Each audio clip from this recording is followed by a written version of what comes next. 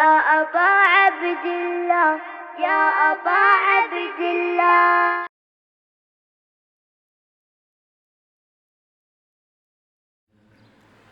الحمد لله الذي هو الأول والآخر والظاهر والباطن وله الملك وله الحمد يحيي ويميت ويميت ويحيي وهو حي لا يموت بيده الخير وهو على كل شيء قدير.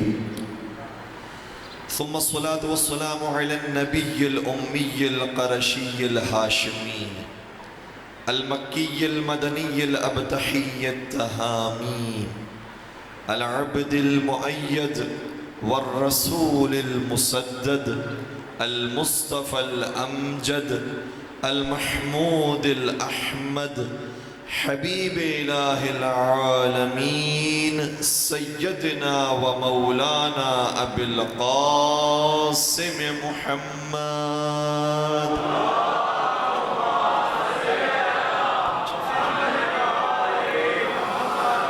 وعلى أهل بيته الطيبين الطاهرين المعصومين المظلومين الذين أذهب الله عنهم الرجس وطهرهم تطهيرا.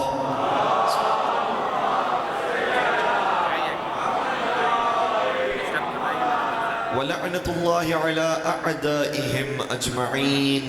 أما بعد فقد قال الله تبارك وتعالى في محكم كتابه المجيد وفرقانه الحميد: بسم الله الرحمن الرحيم: وكنتم أزواجا ثلاثة فأصحاب الميمنة ما أصحاب الميمنة وأصحاب المشأمة ما أصحاب المشأمة والسابقون السابقون أولئك المقربون. درود پڑھیے محمد والا.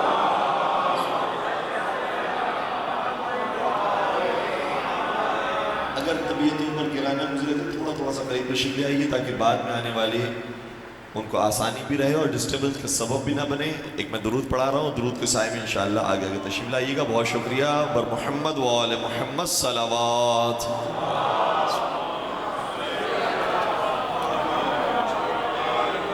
ماشاءاللہ آپ کو پروردگار صحت و تندرستی نصیب فرمائے، ہمارے آشیرواد کو قبول و منظور فرمائے. ان دعاؤں کی قبولیت کے لیے ایک اور باوزن میں درود پڑھ دیجئے محمد و آل محمد.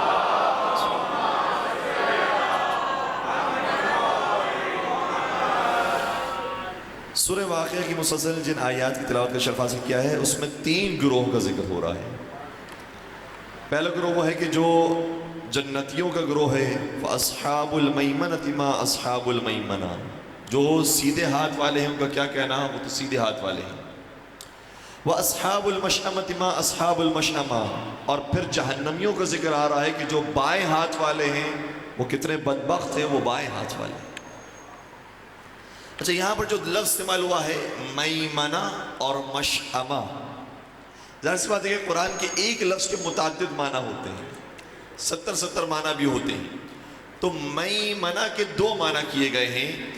میمنہ ایک لفظ نکلا ہے یمن سے، یم کا مطلب ہے منت، یم کا مطلب ہے ایک سعادت مندی. تو جو لوگ سعادت مند ہیں ان کا کیا کہنا، وہ تو بہت سعادت مند ہیں.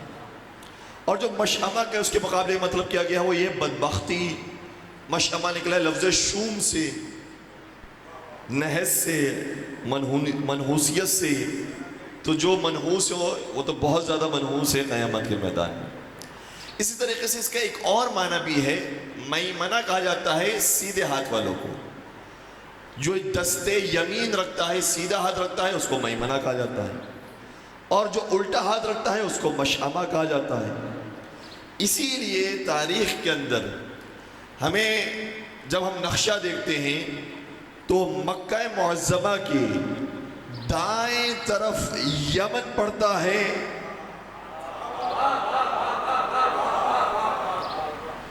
اور یمن نکلا ہے لفظ یمین سے، لفظ میمنہ سے. اس لیے یمن کو یمن کہتے ہیں کیونکہ وہ مکہ کے سیدھے ہاتھ پر پڑتا ہے. اور جو مکہ کے الٹے ہاتھ پر پڑتا ہے اس سے مشأمہ سے لفظ نکلا ہے شام.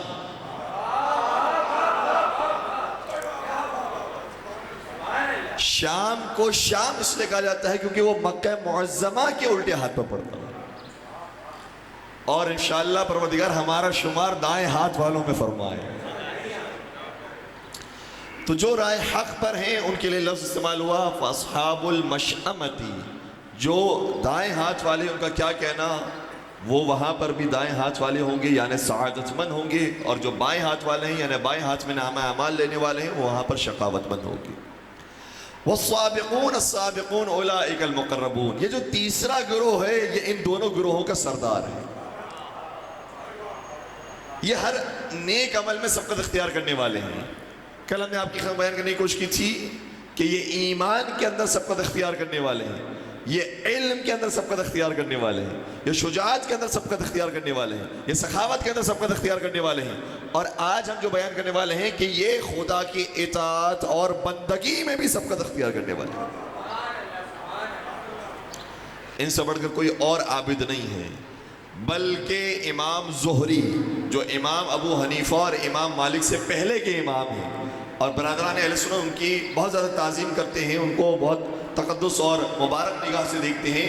امام زہری کے سامنے کسی نے ہمارے چوتھے سرکار کا نام لیا اور یہ کہا کہ میں نے یہ حدیث علی بن الحسین سے سنی ہے، تو امام زہری کہتے ہیں انہیں علی بن الحسین نہ کہو، انہیں زین العابدین کہو۔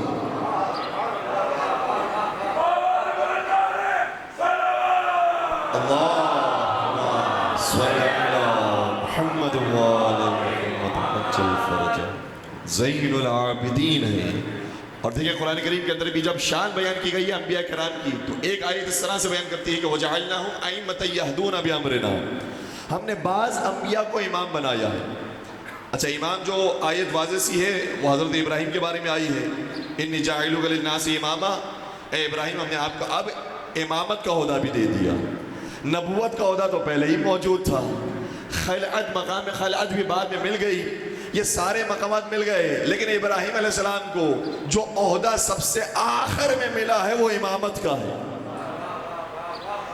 جب انسان پڑھنا شروع کرتا ہے تو میٹرک بھی ایک درجہ ہے، پھر انٹرمیڈیٹ بھی ایک درجہ ہے، پھر بی کام بیچلر کر لینا یہ بھی ایک درجہ ہے، پھر ماسٹر کر لینا یہ بھی ایک درجہ ہے، پھر اس کے بعد ایم فل کر لینا یہ بھی ایک درجہ ہے، پھر ڈاکٹریٹ کر دینا، پی ایچ ڈی بن جانا یہ بھی درجہ ہے۔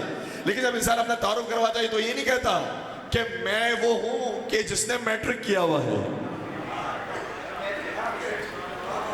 میں وہ ہوں کہ جس سے انٹرمیڈیٹ کیا ہوا ہے، جس نے بی کام کیا ہوا ہے، جس نے ایم اے کیا ہوا ہے۔ اس طرح سے انسان تعلق نہیں کرواتا، جو اس کا آخری عہدہ ہوتا ہے اس سے تعارف کرواتا ہے۔ ابراہیم بھی اس بات پر فخر نہیں کرتے ہیں کہ وہ نبی بنائے گئے ہیں، اس بات پر فخر کرتے ہیں کہ مجھے امام بنایا گیا۔ امامت اتنے بڑے عہدے کا نام ہے کہ ابراہیم خلیل اللہ کو بھی وہ عہدہ سب سے آخر میں دیا جاتا ہے۔ تو حضرت ابراہیم کو تو امام بنایا گیا ہے، لیکن قرآن میں صرف حضرت ابراہیم کی امامت کا ذکر نہیں ہے، بلکہ اس آیت سے پہلے کچھ اور انبیاء کا ذکر آ رہا ہے۔ حضرت ابراہیم کے بعد حضرت اسحاق بھی ہیں، حضرت اسماعیل بھی ہیں، حضرت یعقوب بھی ہیں، حضرت یوسف علیہ السلام بھی ہیں۔ ان انبیاء کے ذکر کرنے کے بعد قرآن کریم کی آیت آتی ہے وَجَعَلْنَاهُمْ أَئِمَّةً، ہم نے ان انبیاء کو بھی آئمہ بنایا۔ آئمہ کا مطلب کیا ہے؟ پیشوا بنایا ہے، رہنما بنایا ہے۔ کمال کی آیت ہے۔ اچھا، جب انہیں لیڈر بنائے تو یہ کیا کرتے ہیں؟ خوبصورتی سے آیت کی دیکھیے گا، وَجَعَلْنَاهُمْ أَئِمَّةً يَهْدُونَ بِأَمْرِنَا، یہ ہمارے حکم سے لوگوں کی ہدایت کرتے ہیں۔ وَأَوْحَيْنَا إِلَيْهِمْ فِعْلَ الْخَيْرَاتِ، اور ہم نے ان کی طرف وحی کی ہے کہ یہ پہلے خود نیکی انجام دیں۔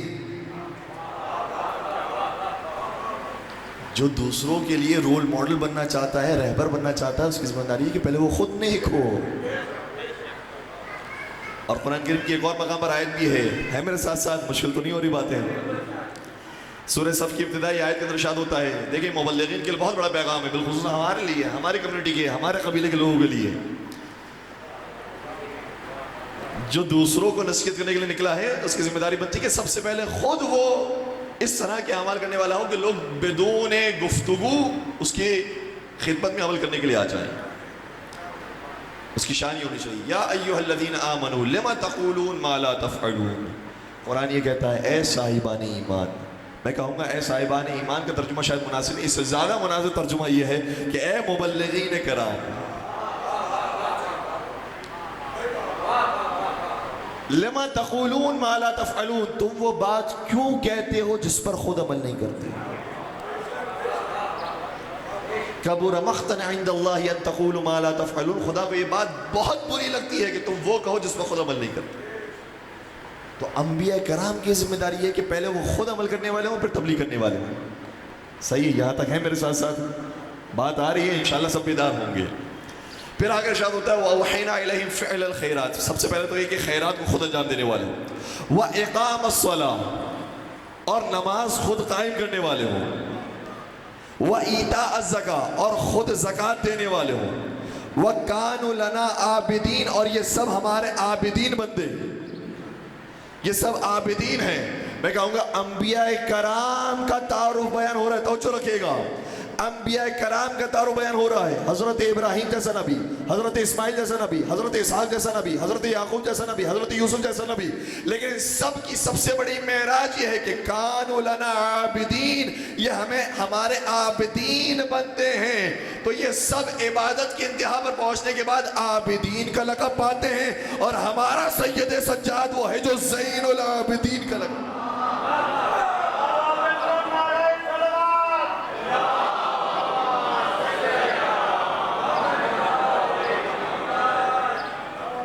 ہمیں اپنے اس امام پر فخر ہے جو عابد نہیں ہے، عبادت گزاروں کی زینت۔ اور یہ حدیث کا جملہ ہے کہ قیامت کا میدان ہوگا، اہل محشر موجود ہوں گے، بڑے بڑے انبیاء، بڑے بڑے اولیاء، بڑے بڑے عرفاء، بڑے بڑے اوصیاء موجود ہوں گے۔ اس درمیان منادی آواز دے گا این زین العابدین، عابدوں کی زینت کہاں ہے؟ تو نبی اکرم شاہ فرماتے ہیں کہ فَإِذَا دَخَلَ بَيْنَهُمْ عَلِيُّ بْنُ الْحُسَيْنِ يَخْطُو بَيْنَ الصُّفُوفِ، ظاہراً یہ الفاظ ہیں، کہتے ہیں کہ اس موقع پر حسین کے بیٹے علی بن الحسین جنتیوں کی صفیں توڑتے ہوئے داخل ہوں گے اور بتائیں گے میں ہوں زین العابدین۔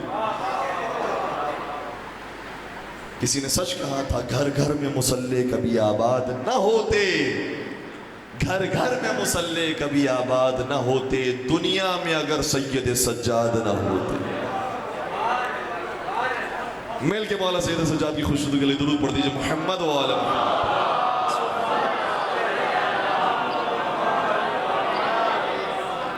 تو ان سے بڑا عبادت گزار نہیں ہے۔ اور اب مزے کی بات دیکھیے گا، اس کی آیت کے اندر کیا بیان کیا گیا کہ انبیاء کرام کی شان یہ ہے کہ یہ خود بھی نیک عمل انجام دیتے ہیں، یہ نمازوں کو قائم کرتے ہیں، یہ زکوٰۃ کو ادا کرتے ہیں، اور یہ عبادت گزار بنتے ہیں۔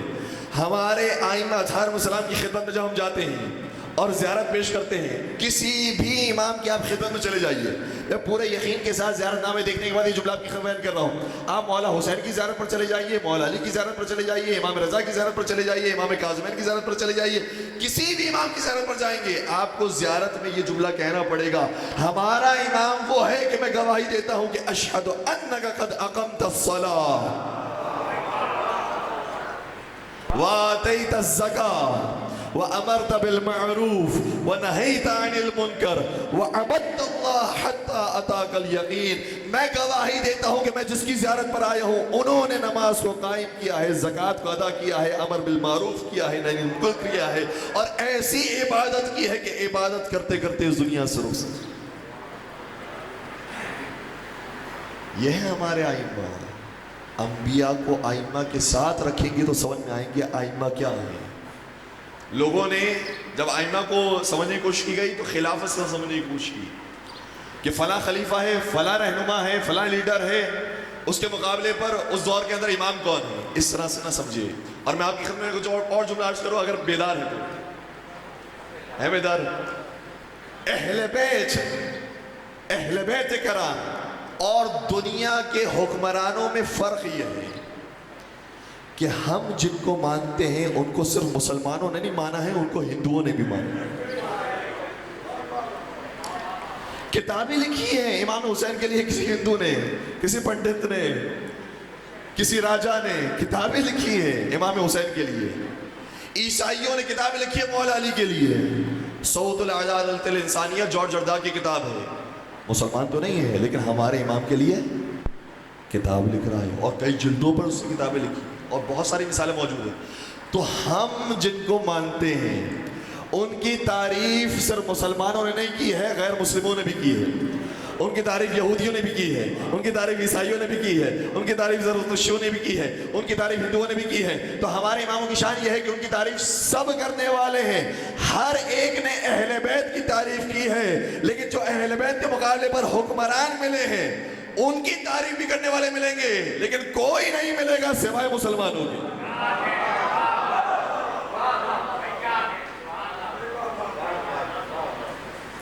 صرف مسلمان ان کی دفاع کرتے ہوئے نظر آئیں گے، ان کی تعریف کرتے ہوئے دکھائی دیں گے، لیکن ہم جن کو ماننے والے ہیں ان کی دنیا تعریف کرتی ہے. وجہ کیا ہے؟ فرق یہ ہے کہ وہ تھے جنہوں نے جسموں پر حکومت کی ہے، ہمارے امام وہ ہے کہ جنہوں نے دلوں پر.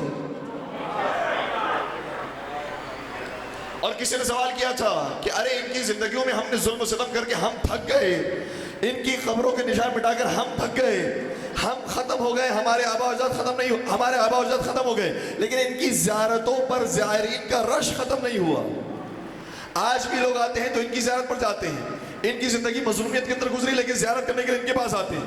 اور ہم وہ تھے کہ جنہوں نے بادشاہت کی ہے، دنیا پر حکمرانی کی ہے، مشرق سے لے کر مغرب تک ہماری حکومت ہوتی تھی، لیکن جب ہم چلے آتے ہیں تو ہمارے قبر پر کوئی ایک زائر بھی تھوکنے بھی نہیں آتا. آخر وجہ کیا ہے؟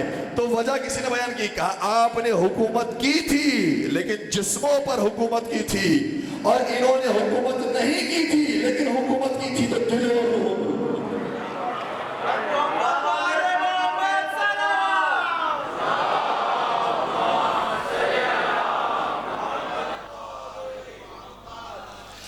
تو ہمارے ائمہ وہ ہیں کہ جنہوں نے کردار پیش کیا ہے، اور کردار کی حکومت سب سے زیادہ طولانی ہوتی ہے. آج حکومتوں پر بحث ہو رہی ہے نا، کسی کی 3 سالہ، کسی کی 5 سالہ. اگر کوئی انلمیٹڈ حکومت چاہتا ہے تو کرسی کو چھوڑ دے، اخلاق کو پہ نہ ختم ہونے والی اسے حکومت مل جائے گی. اخلاق کی حکومت نہ ختم ہونے والی حکومت. ہمارے ائمہ علیہم السلام نے سب سے زیادہ نمازیں پڑھی ہیں. مولانا سید سجاد، بہت سارے واقعات ہیں، میں کس کو بیان کروں، کس کو چھوڑوں. مولانا سید سجاد ایک مقام پر ابو حمزہ صومالی روایت بیان کرتے ہیں، کہتے ہیں میں نے دیکھا رات کی تاریکی ہے، کوئی موجود نہیں تھا مسجد الحرام میں. میں نے کسی شخص کو دیکھا جو ڈوب کر نمازیں پڑھ رہا ہے، گڑ گڑا کر روتا روتا نماز پڑھا، اور نماز پڑھتے پڑھتے ان کے شانے سے ان کی عبا اتر گئی. میں صرف ان کی نماز کو دیکھ رہا تھا اور متاثر ہو رہا تھا، سیکھ رہا تھا. ہائے ہائے ہائے، اہل بیت وہ ہیں اگر ممبر سے کچھ نہ بھی کہیں، نماز پڑھ لیں تو وہ بھی ہدایت کا سامان بن جاتا ہے. ان کی نمازیں بھی انسان کی ہدایت ہے. کہہ رہا میں نماز دیکھ رہا تھا اور سیکھ رہا تھا کہ ایسے عبدیت پروردگار کی جاتی ہے، ایسی بندگی کی جاتی ہے خدا کی. نماز دیکھ رہا تھا اور میرے ذہن میں سوال پیدا ہوا کہ ان کے شانے سے ابا اتر گئی، کیا ہی بہتر ہوتا کہ نماز میں اپنی ابا کو ٹھیک کر لیتے اور پھر نماز کو جائے رکھتے، کیا فرق پڑ جاتا. کہتا میں انتظار کر رہا تھا اس شخص کا کہ نماز مکمل ہو تو میں آؤں ان کی خدمت میں اور سوال کروں. کہتا میں پہنچا ان کی خدمت میں، نے کیا دیکھا، کوئی اور نہیں ہے، میرا مولا اور آقا سید سجاد ہے. میں نے آقا کی خدمت میں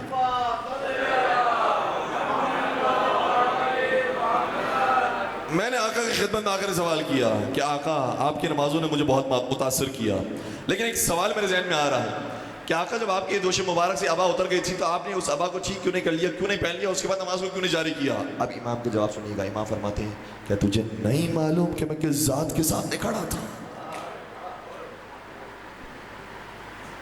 وہ ذات انسان کے جسم کو، انسان کے لباس کو نہیں دیکھتی ہے، انسان کے دل کو دیکھتی ہے. اور پھر امام نے شاہ فرمایا جو ہمارے لیے اب جملہ سیکھنے والا ہے. امام نے شاہ فرمایا یاد رکھو اے ابو حمزہ صومالی، صرف نماز کا اتنا حصہ خدا تک پہنچتا ہے جس میں خدا کی طرف توجہ ہوتی ہے. اور باقاعدہ امام نے صراحت کے ساتھ جملے ادا کیے کہ بعض نمازیں ایسی ہوتی ہیں جو آدھی خدا تک پہنچتی ہیں، بعض نمازیں ایسی ہوتی ہیں جو 1/3 خدا تک پہنچتی ہیں، بعض 1/4 خدا تک پہنچتی ہے. ابو حمزہ صومالی خود بہت بڑے عارف ہیں، خود بہت بڑے عبادت گزار ہیں، اور انہوں نے جب یہ جملے سنے تو امام سجاد سے کہا کہ اے مولا پھر تو ہم برباد ہو گئے. ہماری نمازیں کہاں پہنچتی ہیں خدا تک؟ ہماری نمازیں کیسے قبول ہوں گی؟ امام نے اس کو جملہ شاہ فرمایا تمہارے لیے بھی راستہ کھلا ہوا ہے، توجہ رکھیے گا۔ امام سجاد علیہ السلام شاہ فرماتے ہیں کہ اگر انسان کی زندگی کے اندر ایسی نماز ادا ہو جائے کہ جس میں توجہ خدا کی طرف نہ ہو تو وہ کیا کرے؟ امام نے شاہ فرمایا کلا ان اللہ متم ذالک بالنوافل، خدا نے نافلہ نمازوں کو اس لیے رکھا ہے کہ واجب نمازوں میں سے جو حصہ رہ جاتا ہے نافلہ نمازیں اسے خدا تک پہنچاتی ہیں۔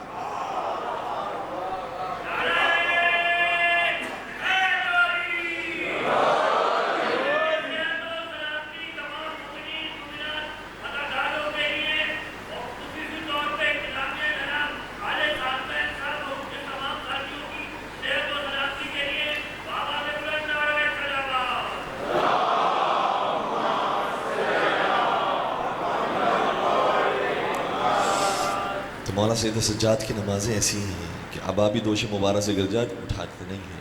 مولا سید سجاد جب نماز پڑھا کرتے تھے تو کئی مرتبہ کہا کرتے تھے مالک یوم الدین، مالک یوم الدین، مالک یوم الدین، تو یوم الدین کا مالک ہے۔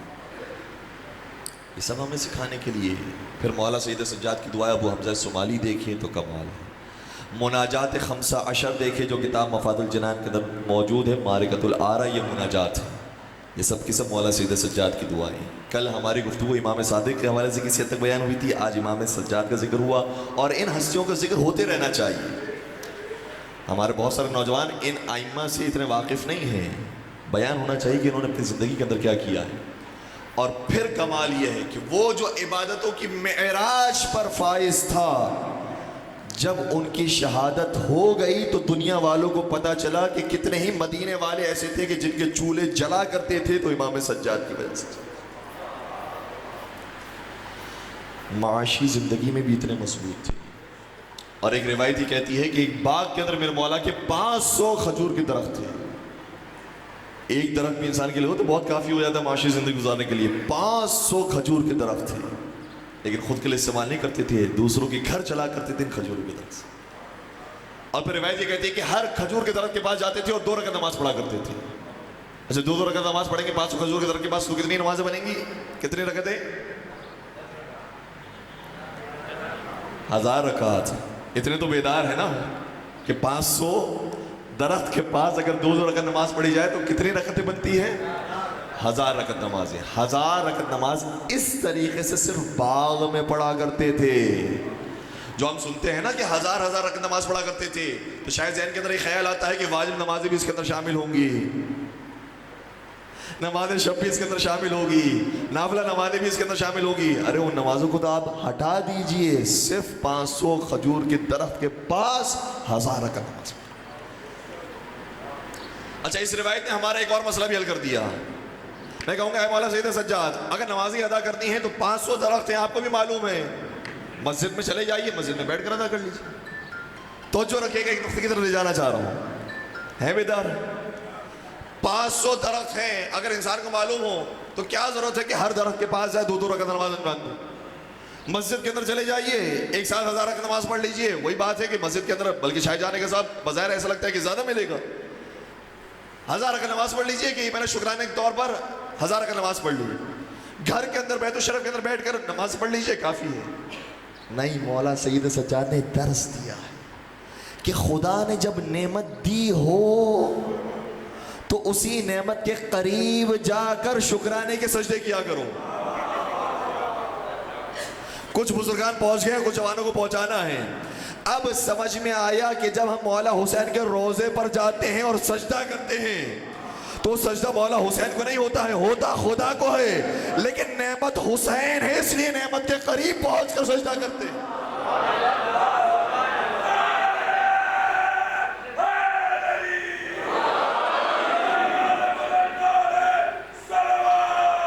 اللہ صلی اللہ، کوئی اس غلط فہمی نہیں نہ رہے کہ ہم اپنے اماموں کو جا کر سجدہ کر رہے ہوتے ہیں۔ ہمارے لیے بھی وہی معبود ہے جو تمام مسلمانوں کا معبود ہے، بلکہ ہم زیادہ بہتر جانتے ہیں کہ وہ معبود کن صفات کا مالک ہے۔ ہمارے ائمہ نے دعاؤں کے اندر ہمیں سکھایا ہے کہ اس کی صفات کیا ہے، اس کی شان کیا ہے، اس لیے ہم سجدہ کرتے ہیں تو اسی کو کرتے ہیں، لیکن اس کی نعمت کے قریب جا کر سجدہ کرتے ہیں۔ اس کی نعمت کے قریب جا کر ہم 2 رکعت نماز انجام دیتے ہیں. کسی شاعر نے کیا خوب کہا تھا کہ کعبے سے جا ملا تیرا آستہ حسین، کعبے سے جا ملا تیرا آستہ حسین، قرآن بن گیا تیری داستاں حسین. قرآن بن گیا، یہ معمولی جملے نہیں ہیں، کتنے معجزاتی جملے ہیں. قرآن کی شان کیا ہے؟ قرآن کی شان یہ ہے کہ یہی وہ کتاب ہے جو اپنی اصلی حالت میں قیامت تک باقی رہے گی. آئے داستان حسین تیرا کیا کہنا. 14 صدیاں گزر گئی ہیں، آج ہم بیان کرتے تو لگتا ہے کہ پچھلے سال کا واقعہ ہے. یہ 14 صدیاں کیا 14,000 صدیاں بھی گزر جائے اور قیامت نہ آئے تو اسی طریقے سے داستان حسین بیان ہوتے رہے. قرآن بن گیا ہے تیری داستاں حسین. پھر آگے کہتے ہیں کہ کعبے سے جا ملا تیرا آستہ حسین، قرآن بن گیا تیری داستاں حسین. آواز انبیاء بھی نہ پہنچی جہاں تلک، پہنچے ہیں تیرے خون کے چھینٹے وہاں حسین.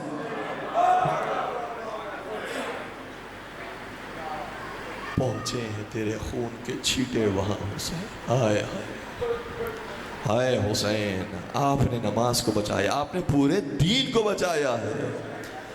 کسی نے ایک شعر میں کہا تھا، کیونکہ مولا حسین کا سجدہ آخر ہے، سجدے کے وقت مولا حسین کے سر اقدس کو ستر سے جدا کیا گیا ہے.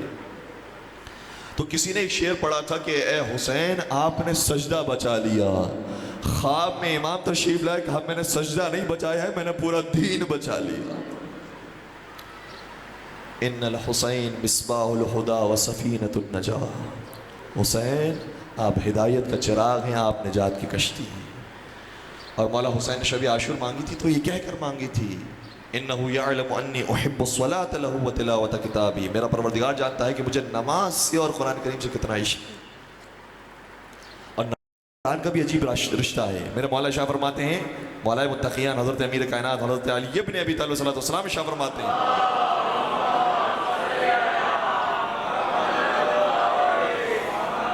دامن وقت میں گنجائش نہیں، ورنہ اس موضوع پر تفصیل سے گفتگو ہونی چاہیے کہ دین کو حسین ابن علی نے کیسے بچایا ہے. آئے ہائے.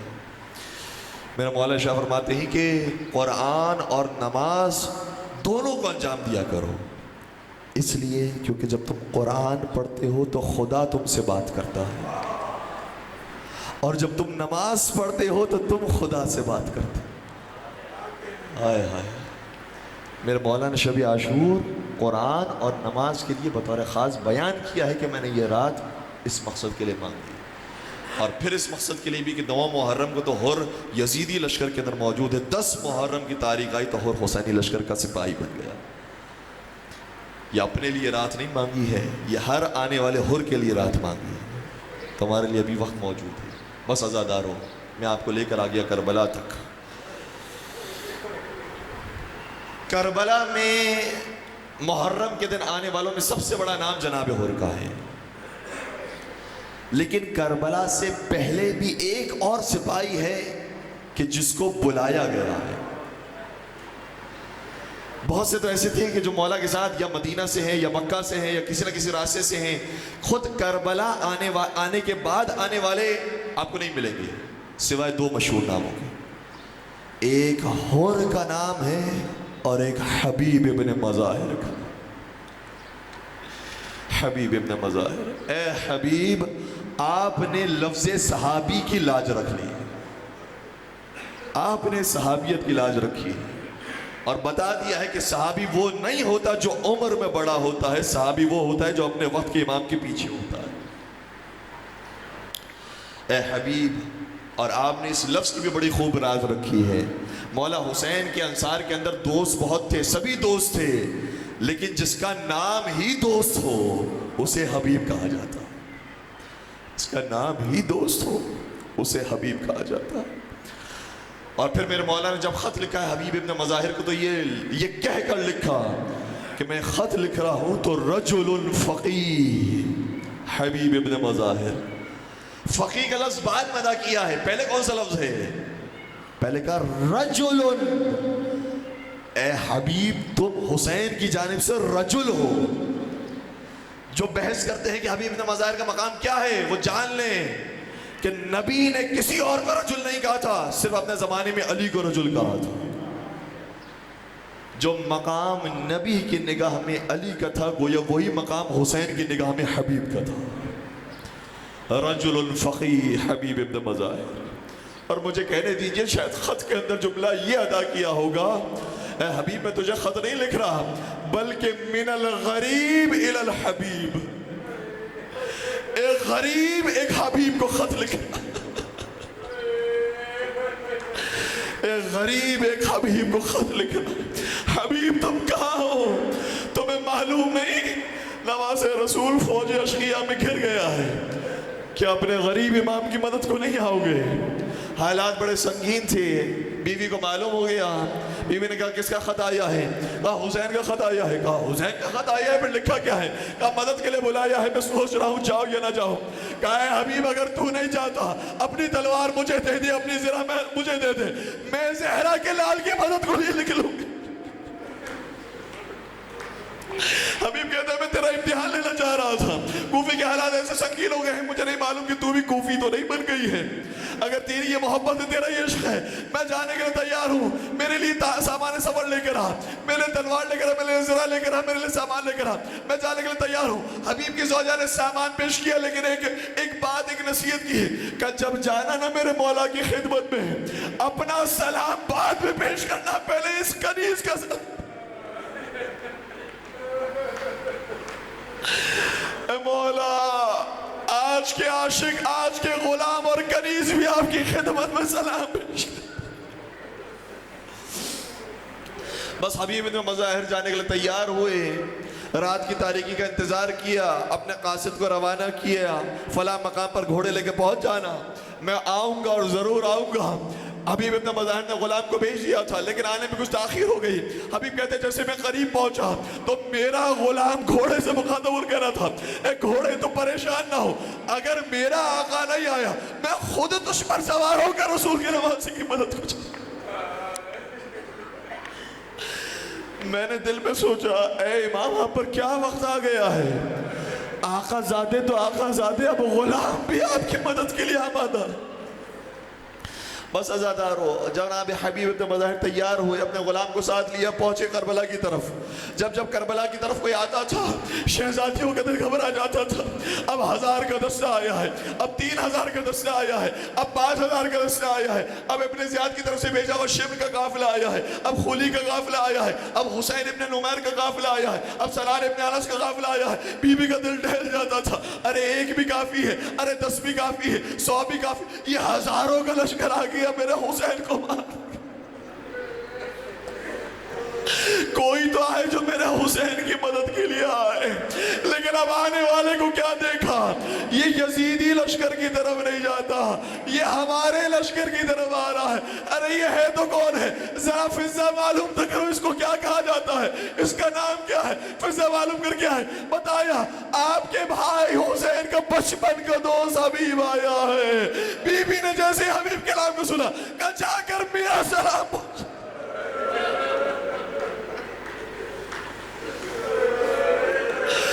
اسی طرح سے ماتم کرنا چاہیے۔ ارے شہزادی ہم جیسے غلام کو سلام پہنچا۔ حبیب نے سر کے امامے کو زمین پر مارا، کہا رسول زادیہ مجھے سلام پہنچائے کہ آل رسول پر یہ وقت آ گیا ہے۔ بس حبیب ابن مظاہر ساتھ ساتھ رہے اور مولا حسین نے فرما دیا تھا میرے ایک دستے کی سپہ سالاری کے لیے ایک شخص آنے والا ہے۔ حبیب آگے سپہ سالاری سے سونپ دی گئی، بس ازادہ صبح عاشور آئی، مقتل سج گیا، گئے ہیں زہیر قین، گئے ہیں بڑے بڑے اصحاب، مسلم ابن اوسجہ بھی گئے ہیں، بڑے بڑے انصار بڑے بڑے اصحاب گئے، میرے بعد دامن وقت میں گنجائش ہے کہ آپ کی خدمت بیان کروں۔ یہاں تک کہ ظہر کا وقت آیا، مولا حسین نے فرمایا کہ میرے مصلی عبادت کو بچھایا جائے۔ جیسے ہی نماز کے لیے آمادہ ہوئے، فوج اشقیہ میں سے کسی شقی نے ایسا جملہ کہا حبیب برداشت نہ کر سکے، آنے والے نے کہا اے حسین، نعوذ باللہ نعوذ باللہ، اے حسین تو کتنی ہی نمازیں پڑھ لے تیری نماز قبول نہیں۔ ارے ارے جو روح نماز ہے، جو اصل نماز ہے، جو وجہ بقائے نماز ہے، اس کی نماز قبول ہے۔ حبیب کو جلال آ گیا، تلوار نے آپ سے نکالی، کہا تیری نماز قبول ہے اور جو اصل دین ہے اس کی نماز قبول نہیں ہے۔ تو اپنے رسول کو کیا جواب دے گا؟ یہ کہنے کے بعد حملہ کیا، بہترین حملہ کیا، مولا لاشے پر پہنچے۔ حبیب نے بظاہر کے اپنی آغوش میں سر حبیب کو لیا۔ سر حبیب جیسے حبیب نے محسوس کیا کہ نواز رسول کی آغوش میں میرا سر آیا، ایک مرتبہ مخاطب ہو کر کہا، اے آقا آپ آقا ہے، میں غلام ہوں، میرا سر آپ کی آغوش میں نہ آنا چاہیے، آپ کو زحمت ہوگی، آپ کو تکلیف ہوگی۔ پھر سر اپنا خاک کربلا پر رکھا، مولا نے پھر سر اٹھا کر آغوش میں لے لیا اور کہا نہیں تو میرا جانثار وفادار ہے۔ میں کہوں گا ہاں حبیب یہی ادب ہوتا ہے، آقا کو تکلیف نہیں دی جاتی۔ آپ کا سر تو آقا کی آغوش میں آ گیا، مگر سلام اس وقت پر جب میرا آقا زمین پر آیا تو سر کسی کی آغوش میں نہ تھا، خاک کربلا پر سر گرد آلود ہو رہا تھا۔ میں کہوں گا سر گرد آلود ہوتا تھا تو ہو جاتا، یہی بہت بڑی مصیبت تھی ہمارے رونے کے لیے، لیکن ہاں کوئی آیا، اس نے سر اٹھا کر آغوش میں نہیں لیا بلکہ وہ سینے پر سوار ہو گیا۔ وَالشِّمْرُ جَالِسٌ عَلَىٰ صَدْرِكَ، میرا زمانے کا امام کہتا ہے شمر آیا، آپ کے سینے پر سوار ہوا، سر کو پکڑا اور سر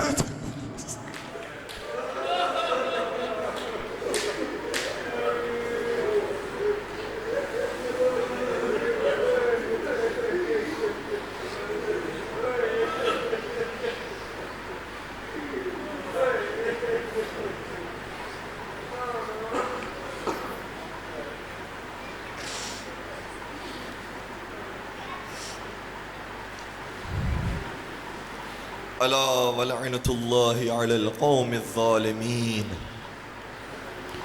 وسيعلم الذين ظلموا أي منقلب ينقلبون۔ سب مل کے نہیں روتے ہوئے آنسو کے ساتھ ایک مرتبہ سلام پیش کرتے ہیں اصحاب حسین کی خدمت میں بھی۔ السلام علیک یا ابا عبد اللہ وعلى الارواح التي حلت بفنائك، عليك مني سلام الله أبدا ما بقيت وبقي الليل والنهار، ولا جعله الله آخر الأهد مني لزيارتكم۔ سب مل کے السلام على الحسين وعلى حسين وعلى أولاد وعلى أصحاب الحسين۔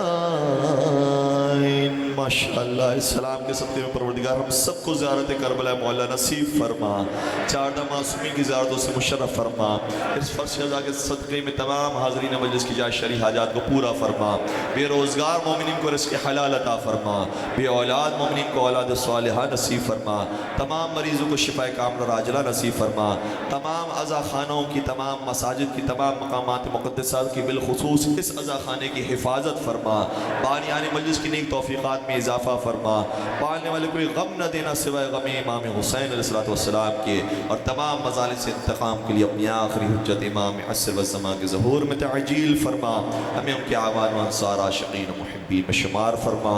ربنا تقبل منا انك انت السمیع العلیم وتب علینا انك انت التواب الرحیم برحمتک یا